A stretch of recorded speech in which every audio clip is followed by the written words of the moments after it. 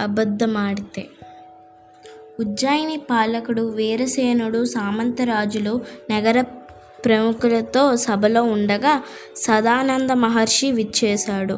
వీరసేనుడు ఎదురేగి సదానంద మహర్షిని స్వాగతించి ఘనంగా సత్కరించాడు.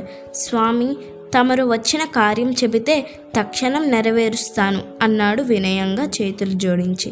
మహారాజా, నేను కాశీయాత్ర వెళ్తున్నాను. నా ప్రయాణానికి దారి బెత్తం ఏర్పాటు చేయించండి అన్నాడు సదానంద మహర్షి. వెంటనే సదానంద మహర్షి కాశీయాత్ర కోసం అన్ని ఏర్పాట్లు చేయబడ్డాయి.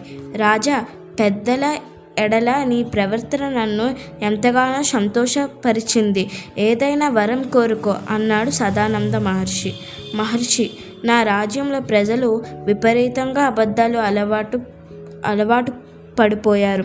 ఎవరు అబద్ధం చెప్పినా వారికి గాడిద చెవులు వచ్చేలా వరం ప్రసాదించండి అన్నాడు వీరసేనుడు. తదాస్తు అని రాజును దీవించి సదానందుడు కాశీయాత్రకు బయలుదేరి వెళ్ళాడు. మరుక్షణం నుంచి ఉజ్జయిని రాజ్యంలో లక్షల మందికి గాడిద చెవులు పుట్టుకురాసాగాయి. ఆ గాడిద చెవులు కనిపించకుండా మగవారు తలపాగ ధరించసాగారు. ఆడవారు చీర కొంగుతో తలపై ముసుగు వేసుకోగారు. పిల్లలు మాత్రం గాడిద చెవులతో బహిరంగంగా తిరగసాగారు.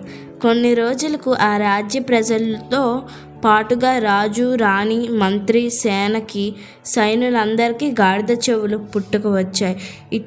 ఇటువంటి వరం కోరుకొని తను తప్పు చేశానేమో అని రాజు చింతించసాగాడు. కొద్ది రోజుల అనంతరం కాశీయాత్ర ముగించుకున్న సదానంద మహర్షి తన ఆశ్రమానికి వెళుతూ రాజుకు కనిపించి వెళదామని వచ్చాడు. మహర్షిని చూసి రాజు చేతులు జోడించి, మహర్షి, తెలియక ఇటువంటి వరం కోరుకున్నాను.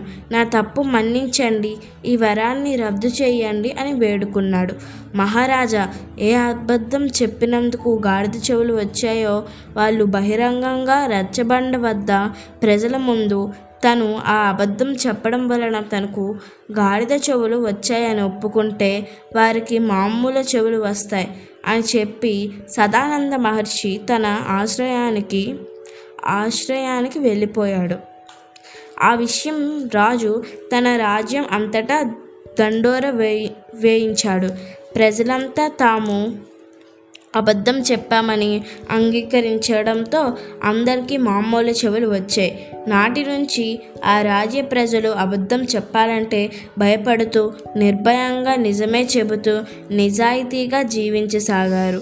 ఉజ్జయిని నగర ప్రజలు అలా నిజాయితీ పరులుగా మారారు.